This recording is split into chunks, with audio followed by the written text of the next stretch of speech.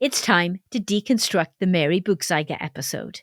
I wanted a different perspective. I wanted to get a Gen Z perspective, a millennial perspective, a male perspective, and a female perspective from two rising stars in the automotive industry. And so I reached out to my friends at OESA, to the Young Leaders Council, and we are going to talk to Mary Mason from Airbus and Mark Hebert from Woodbridge. In this episode, we'll talk about what they think about the leadership traits of Mary Buchzeiger. What actually landed with them? What really resonated with them?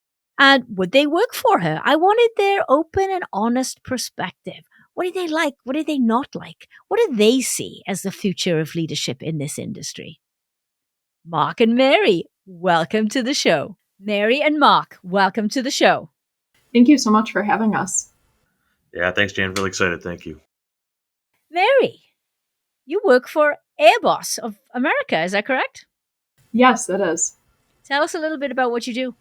So I am a senior HR business partner with Airbus. I actually started as an intern a little over 4 years ago and have worked my way up. I support our employees with all kinds of different, employee relations issues, benefits, that kind of thing. I work at a plant, so support both plant and corporate employees. Okay. So you were an intern just 4 years ago? Yes. Yeah. I graduated in 2019 from Oakland University. Okay, so you are really early on in your career. Yes, I am. Are you technically Gen Z? Yes, I am. Okay. Mark, tell us about yourself. Woodbridge. Hi.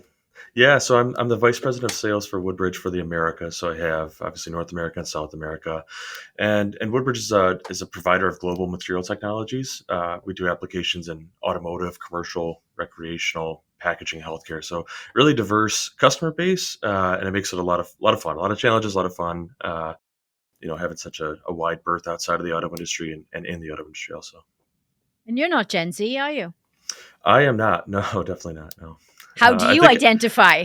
I think I'm like the oldest millennial possible. I'm like the wizard millennial, maybe, or something like that. But being a wizard comes wisdom, right? We're striving for wisdom still, I think. Striving for wisdom. Okay. Well, I'm glad you're both here. And we are going to deconstruct the interview with Mary Buchzeiger, CEO of Lucerne International. And Mary, as we said in the episode, when most people see a roadblock, Mary Buchzeiger sees an opportunity. Her infectious optimism and willingness to step into uncertain situations have propelled her career in the automotive industry. What I want to know, and I'm going to you first, Mary, what was it about that entire interview, about Mary's leadership, that resonated with you the most? What really stood out to you? For me, it was the culture of trust and accountability that she fostered. I thought that it was really meaningful that they can call each other out in meetings, right, and say that, you're off topic. We need to table this for a later time. That's something that I think a lot of people can work on, myself included. So I really appreciated her strategies with that and the trust that she has with her team too. She talked about her senior leadership going for a couple weeks without pay when they were going through a hard time. And to have that trust and that drive for them to continue to show up each day and really put in 110%, I'm sure, is very important. I thought that resonated the most with me. Yeah, those are two excellent points, Mary. I agree with you. And I know you're early into your career, but do you see that as a challenge in developing that kind of leadership and that kind of environment? Yeah, I do. I do see it as a struggle and something to really develop into the culture. It starts at the top, but you have to get buy-in from all of the employees, right? All the way down from the production workers up to the CEO. And building that structure of trust and accountability, I think, can definitely be a struggle. Yeah, I agree. Mark, tell us what resonated with you the most. Yeah, the trust thing was huge, and I think we'll definitely dig into that quite a bit. But I loved her self-awareness. I'm an engineer. She talked about being an engineer and that kind of methodical approach of speaking with data, but then needing to pivot. And she talks about that pivot when you've set this path forward and it happens to not be the path anymore, and that, fearlessness to be able to pivot off of it.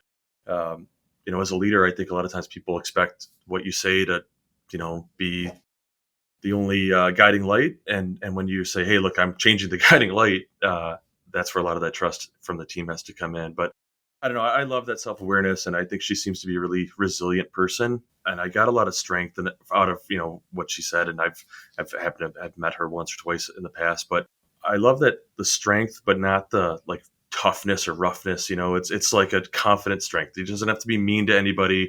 Like, she's a strong, confident person, but she doesn't have to prove that in every conversation you have with her. So I thought that was fantastic. Yeah. Yeah, I like that a lot. You can be strong and direct, and you can be the CEO of an automotive company, and you don't have to be an aggressive asshole, do you? Right, exactly. Yeah. Right. I think it's a mindset. I think that in many auto companies, the model of a great leader has been somebody who has been overly aggressive. And quite frankly, somebody that says, this is the way it should be. And this idea of pivoting off because of something that's going on in the industry or something that's happening in the company, and having the strength to say we need to take a different path, that's a rare leadership trait. Agreed. Talking about pivots, and Mark, this one's for you. Mary is a huge supporter of now onshoring with manufacturing. Now, I remember when I started my career, particularly, I'd say mid-career in purchasing, it was all about, I've got 50% of my spend in China. Look what a great purchasing person I am. And now it's like, oh, not so much. I mean, it takes a lot of guts to actually make that pivot. But not only has she made the pivot, I mean, she's public about it and she's taking action and making it happen. How did that land with you, Mark? I think it's got to be a tough decision to make, because they have, companies invested so much time and energy in offshoring, like you said. There's been so much effort in that, and they've realized these cost savings for a very long time. We have all the labor challenges that we have here. We've kind of depleted our internal supply chain, which is sad, and so it's tough, and it's going to be a challenge to bring that work back here. But to see someone endeavor to do it, I think is really what needs to happen, right? And I hope it follows suit. More companies follow suit, and you see more work come back here. I think, as a country here, and for any country, right? If you're producing the goods and selling them out of this country, to control the manufacturing, to have it be, within the U.S., I think it's just so incredibly important. Mary, we talked about the trust and accountability and calling people out. Did you catch the bit where they'll throw a squirrel at her? Did you catch that? I did. I was actually thinking about picking up a squirrel and an elephant and kept putting them in our conference rooms. But what do you think about that? I mean, you're early on in your career. Mark and I both know that doesn't happen, right? It doesn't, does it? Mark, have you ever seen that happen in a meeting ever? No, I've wanted to throw things at people in meetings before, but I don't think I've ever gone that far. So I love it. Right. That was fantastic. But Mary, I'm very interested to know, you're in HR, you're early on in your career. Tell us, how does that sit with you? What do you think about that? For me, it's kind of making it a lighthearted way to stop the conversation, put it back on its track, right? Because it's really easy for somebody to overhaul the conversation and to make it about their priority or themselves or whatever the situation might be. And it's really easy to distract and throw everybody off in the room. And then at the end of the meeting, you didn't get anything done. Or maybe you did, but it wasn't what you set in to do or set out to do. So I think it's a lighthearted way, especially she talked about it had taken a while to develop that. But once you have that kind of camaraderie with your team so that they're not taking it personally, there's no offense taken, but yeah, you're right. I got a squirrel thrown at me. I was kind of going off track. I think is a great way of curtailing that behavior. And to do it immediately too. It's not something where you come up a couple hours later and say, hey, in that meeting, you really were a little disruptive. It's important to stop it in its tracks. Well, it goes right back to your point about trust and accountability, because you can't do something like that. You can't just start throwing squirrels at people. And just for clarity, we're talking about a cuddly toy. We're not talking about an actual real life squirrel. I don't want to have 15 emails tomorrow about squirrels. So, but you've got to have trust for people to feel comfortable in a room where that could happen. So that speaks volumes that the trust is there. But from an accountability standpoint, look, this is what happens, right? We're in a meeting. We know somebody's going way off track. Either somebody wants to be a complete asshole about it and call them out for it and show how tough they are, or people don't want to call the other person out. They let him go, particularly if that person is the boss. Nobody feels comfortable telling the boss, I'm sick of your personal story of 30 years ago when you worked for GM and built this tool or whatever it is. And nobody wants to say that. So what happens is you waste time. You waste time. The meeting is less effective. We have to be able to hold not only ourselves accountable, but to hold each other accountable in a positive way. And that simple little act of hurling a cuddly toy at somebody to signify that they're going off track and to do it in a way that injects some sort of humor, I think is very clever and very powerful. What did you think about that, Mark? Yeah, I took that note as well. I mean, I thought that, the trust that must take to throw a squirrel at your CEO or, another member of whether it's a peer or not a peer, right? I think it's just an incredibly brave move. And the levity part of it's fantastic. And it's nice to break up a meeting with some levity, but really holding a meeting is an art form anymore, right? There's so many of them. That's all we do is sit on Teams calls and Zoom calls and et cetera to be able to, effectively run a meeting, to keep people on task, to have walk into it with an agenda, and to leave having accomplished that agenda. It's its own art form, right? So it's its own form of leadership. I think that to see her take control of those meetings, or at least spice them up like that. I love it. I thought it was fantastic. Yeah, and she's saying to her team, "Look, you can hold me accountable." To you and to the process and to the business. I am not above you. I am not above being called out by anybody. And that, again, is incredibly powerful, and it builds trust and it builds psychological safety. And the number one criteria of a high performance team is psychological safety, where you can show up and you can put your ideas forward. And yes, you can throw squirrels. Okay, let's talk a little bit. You talked about meetings, Mark, and we're in meetings all the time. One of the things that we struggle with, particularly in this industry, in all industries, but I think more so in the auto industry, is that this idea of we love to be in the weeds, right? And we've got a lot of reasons to be in the weeds right now with chip shortages, supply chain shortages, manpower issues. And so it's very easy for leaders to push aside the strategic discussions, the longer term discussions. Where should this business be a year from now, 3 years from now, 5 years from now? And Mary has an operating system, which she got from the EOS system, which is usually for smaller businesses, more like businesses like mine, like small entrepreneurs. But she started with that many, many years ago, and she still uses it. And that framework works for her. And she makes absolutely sure that they still have those strategic discussions, even when the world is falling apart, literally. Mary, how did that land with you? What did you think about that? I think it's really important. She talked about working on the business instead of working in the business, and I think that's a really clear distinction to make. It's something that personally I could definitely do as well. And it all ties back to that accountability too, right? That you're not going to reschedule the meeting because something else came up. That every quarter you're going to meet, you're going to talk strategy. What are we working on the business?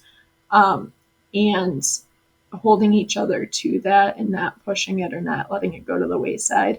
It's really the only way to drive a company forward, right? Is to keep that vision and to continually check in, meet the quarter, meet the year. I think she said 3 years and 10-year goals as well. But I really liked that framework of working on the business instead of just in it. Yeah. Mark, you're a VP of sales. You got to be right. You're right in the front line, my friend. How do you do that? How do you keep your team focused on the strategic and the day-to-day? Yeah, I mean, you have to be deliberate about it. You set those goals, whether it's for me, sales targets, or whether it's for a company, whatever your long-term, your 10-year plan, your objectives are, you set, targets, and you measure against them, and you hold, the accountability piece of it. And if you don't plan for it and you don't put it in your calendar and you say, we're going to review this monthly, quarterly, and you let people know what the expectations are, and how to report out on that. What does achievement look like? What do we do when there's not achievement? It's a very collaborative and safe space to kind of explore and try to meet these goals in a number of different ways. They don't have to be done the way the CEO wants them done or the way I want it done, but there's still a goal, and people have to meet it. And we're going to talk about it regularly, and we're going to talk when we fall short, and we're going to talk about how to make up the difference. And when we don't, we're going to talk about the accountability associated with it. Yeah, I agree. Mary is a female CEO of an automotive company, and her husband is a stay-at-home dad. Mary Mason, what do you think about that? I think the support that he's shown her throughout the years is critical. It's often underestimated just how much work goes into raising a family and coordinating schedules and supporting your kids too, right? Getting them to sporting events and choir, band practice, or whatever else they might be involved in. And it takes a tremendous amount of work. So for her to be able to rely on him and to travel out of the country or stay late at work to work on business, meetings or whatever might need to be done, and know that he's home with the kids, he's getting them to where they need to go, he's cooking dinner for them, whatever else they may need. I think that's an incredible support system that they have worked out. Yeah, and she openly admits it's not easy.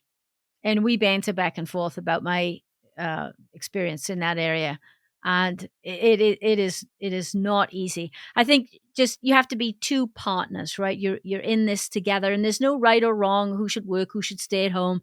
There's an agreement between two people of how life will flow for them, and it may change over time.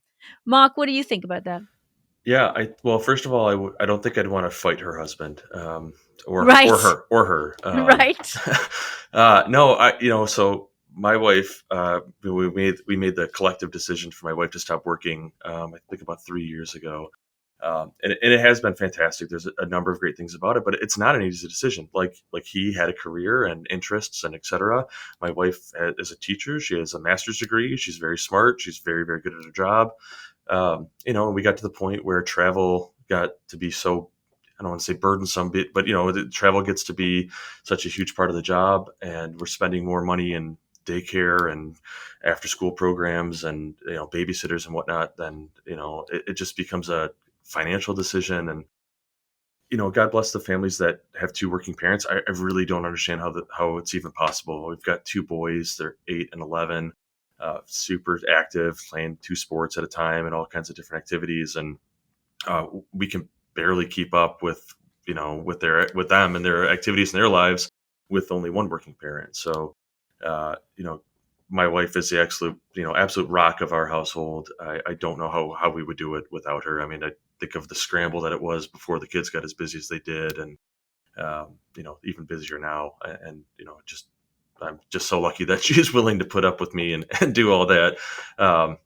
Yeah, I think it's tough on that spouse. It's tougher than I, to have to pause once in a while and remember how tough it is on them. And I tried my best to get home for soccer games and things and be a good parent, but it's you got to stop and like, oh man, am I really a good spouse too? Am I stopping and doing what's right for her and what she's done? Her kind of sacrifice for the family, because I'm sure she'd would like to travel and do the things that I get to do for work as well. Yeah. One thing I see changing, and Mark, you can tell me if you see this or not. Mary, you would probably, what I'm about to say, you would expect nothing less, I'm going to guess, but let's see. When I started my career, if my daughter was sick, I would never call into work and say, I'm staying home because my child is sick. Never. Because the conversation would be, see, that's what happens when you put a woman in that job. They take time off to take care of the kids. Don't think for 1 second that conversation doesn't happen. I've heard that happen. I've heard that conversation. So I didn't want to be the person that they were talking about. Now, When I was in my last corporate role, I noticed that the younger men, the fathers, had no problem saying to me, "Oh, it's my turn. I have a sick child at home. It's my turn." And what that meant was both parents were working, but they took it in turns taking the time off. And when I started my career, there's no way a man would ever do that, ever say that he was staying home to take care of a child. And so I see that changing, and it warms my heart. Every time I see that, I see a man step up to his responsibilities as a parent. And you just said it, Mark, as a parent, as a husband, and understanding that, you're a whole human being there. There's this thing called life, and there are many facets to it. You can't be all work. You got to be sort of a little bit of everything. Have you seen that, Mark? Have you seen that change? I have for sure, and I don't know if it's, we've come all the way there. I'm sure as the generations progress, it's gonna, just get more and more regular. And post COVID, people staying home for different reasons, I think it's become way more normal. But from just a gender equity standpoint, I don't know. I hope the tide is turning. I'm sure not fast enough for most people's liking. Um, but I agree. I love, you get the occasional employee, whether it's male or female, but like a male employee would come in and say, kind of like hat in hand, nervous to have a conversation. And you say, what, what's going on? Well, I'd like to take some time off to, coach this soccer team. So I'm gonna have to leave at Thursdays at 4:30 or whatever. And you're like, yeah, that's fantastic. Please, great that you do that. There still is the stigma of like choosing your family over work during whether it's work hours or not work hours, right? I think you'll find that if you're the kind of person who wants to do that, you're gonna have to fight to find the right company culture that is supportive of your family life as well. Yeah. Mary, listening to this conversation, what do you think? Are you just horrified? Do you think, well, of course the guys need to step up as much as the women? Tell us, what do you think about this conversation? No, I've grown up in a different dynamic than you did, obviously. And by the time I entered the workforce, it's very different. But we still see it, pre-COVID, there were so many women working in the workplace. And as COVID happened, I think they're projecting that number of women will not re-enter until like 2030, maybe even further out. So as much as it has shifted, and I see it at work all the time, right? We have both men and women that'll call in and say, I have to stay home, my kid's sick.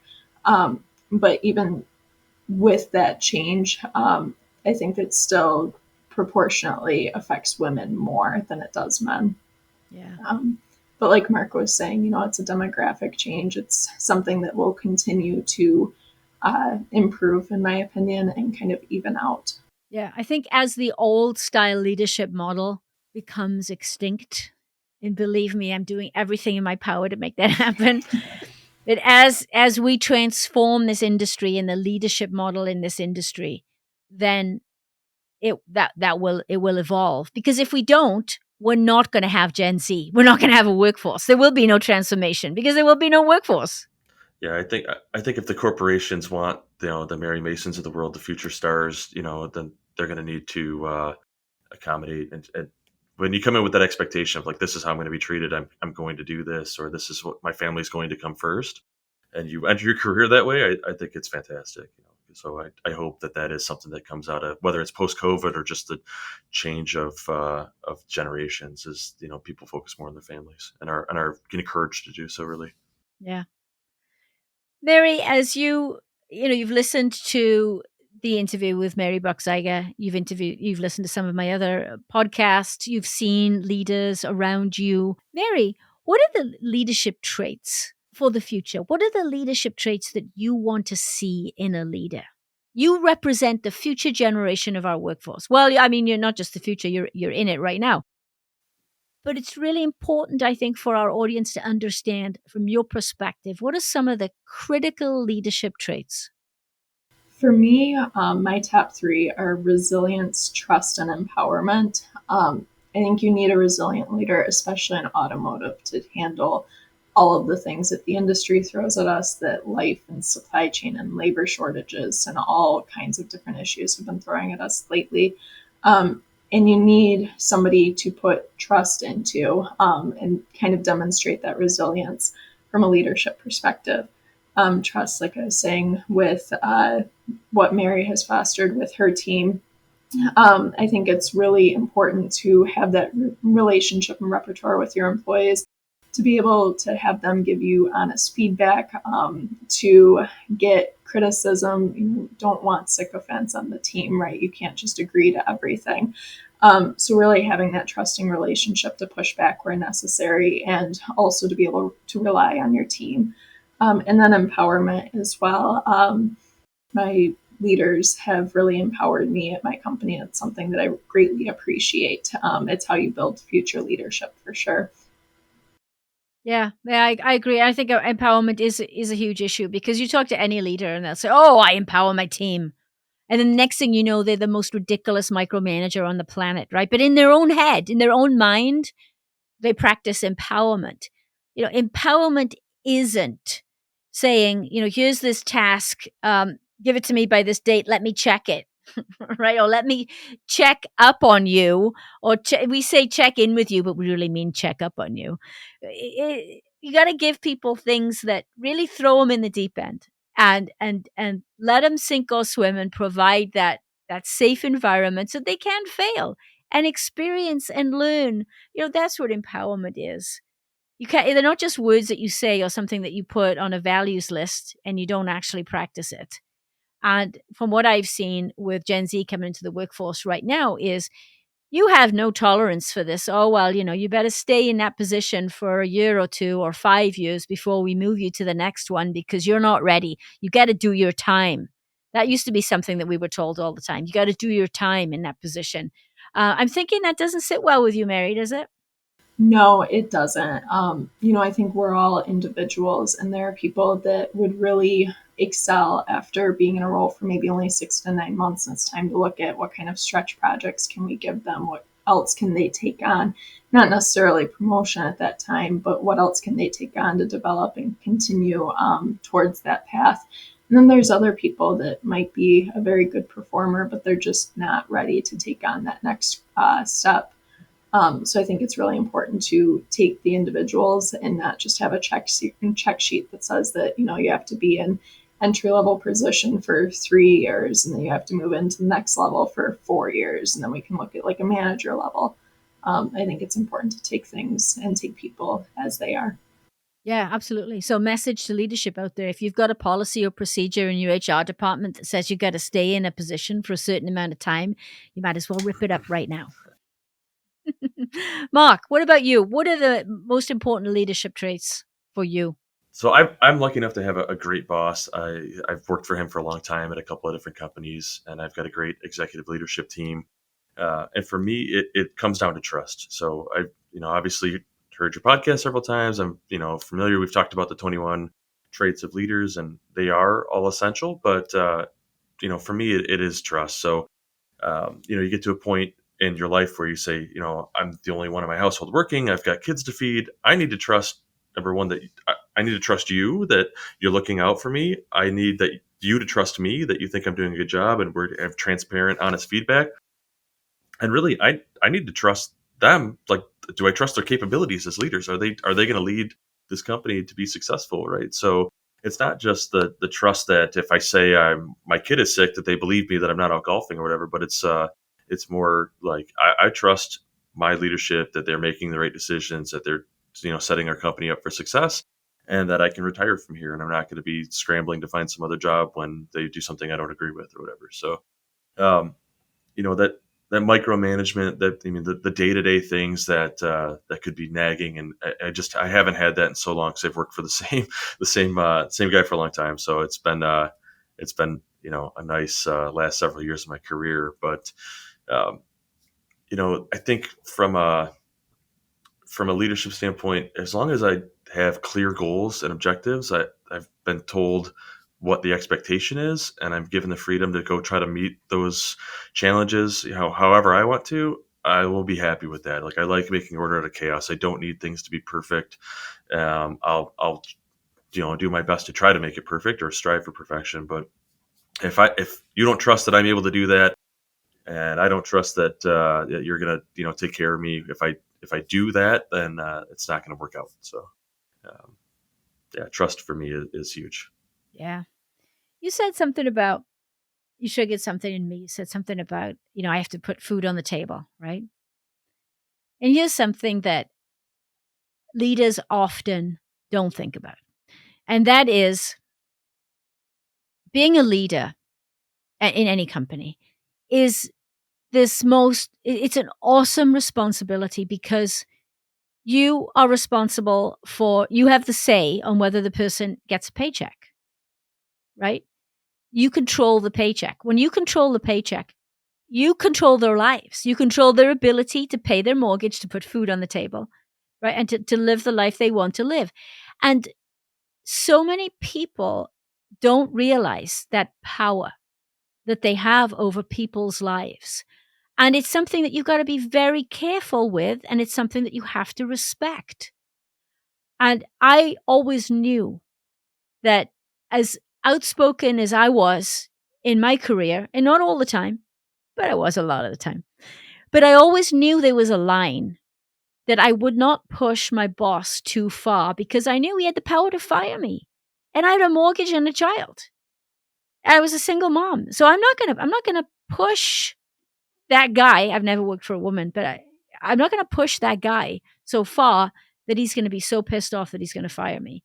But just imagine that, right? Imagine if we could all come to work without that fear, without that underlying fear. Oh, if I upset this person too much, there's a chance that they could fire me. Or if I upset one of his or her in the inner circle, if I upset one of those people, then my life could go badly. Things could go really bad, and I don't want that to happen.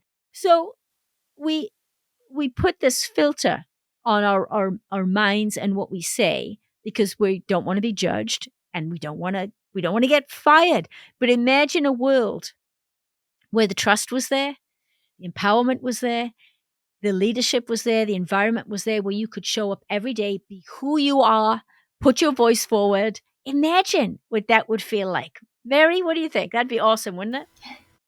It would. I think that it ties back into trust and empowerment, like you were saying, to be able to focus on what you're there to do and to not have to worry about voicing your opinion professionally, but giving feedback and pushing back. Because ultimately, sometimes the person that has the ultimate responsibility and the ultimate say isn't right, and what they have in mind and the path that they want to go down isn't right, and you can fight that and give feedback.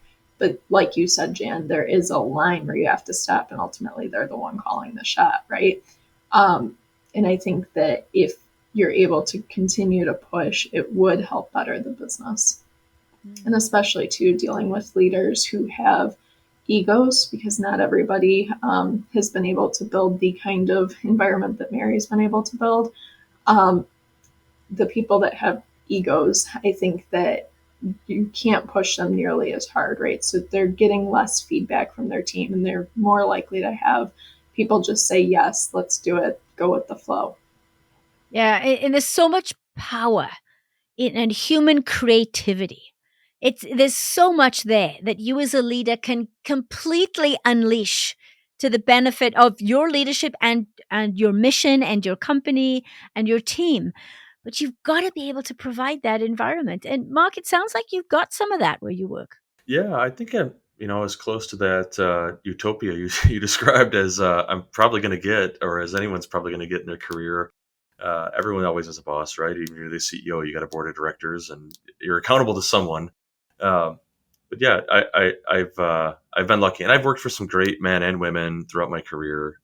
So I've seen some really good examples, and I've tried to pull from every single one of them. And I think it's a lot of like, how did that make me feel when that situation came up? Okay, I never want to make someone feel like that, or I always want to make someone feel like that. I might want to manage that way. I want to handle these situations this way, or the rare occasion that you don't. But not everyone's useless. Some people serve as a bad example, but I've had some great examples and some great mentors in the industry that I try to draw from. I like what you just said then. You said, how does that make me feel? And when I'm working with clients, I always joke and talk about the F-bomb. And then, immediately they go, oh, what's she going to swear? I say, no, no, no. You need to start asking people how they feel. That's the F-bomb you need to start dropping. And it could be, how do you feel about a goal? How do you feel about a strategy? Or how do you feel about something that just happened? But we've got to tap into the emotional side of people. It's not all about the metrics. There's this emotional component that has to come along with it. And I'm doing everything I can with my clients to encourage more of that conversation. Do you see that, Mary? Do you see that shift in leadership where people are starting to talk more about the emotional side? I definitely think so. I've heard a lot recently, like your perception is your reality, right? So how you're perceiving something, even if that's not the message that I intended to give, but if the recipient is perceiving it that way, that is how they're going to feel about it, right? And so taking that step back and asking people how they feel about projects that they're working on, goals, policies, I think it's really important. It also helps to build more engagement because they're going to feel more valued. You're letting them know that they're valued, right? And to some extent, also helps with trust and helps to empower them as well because it kind of pauses or forces them to pause and, how do I feel about this? Am I doing this because I think it's the right thing to do, the smart thing to do, or am I doing this because that's the way that we've always done it? Yeah, good point.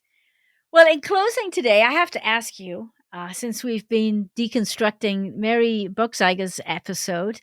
So, Mary Mason, would you work for Mary at Lucerne? Yes, I would. She sounds like a fantastic leader. Yeah. Mark, would you? I would work for her. I would not fight her. Yes. Yeah. I love that. That's the quote for this episode. I will work for her, but I will not fight her. I'd throw a squirrel at her maybe, but not. I'd throw a squirrel at her, but I wouldn't want to get in the ring with her, absolutely right? not. Yes. Okay, lovely. Well, Mary Mason, thank you so much for joining us today. Absolutely. Thank you so much for having me, Jan. Mark Hebert, thank you so much. My pleasure. Thank you.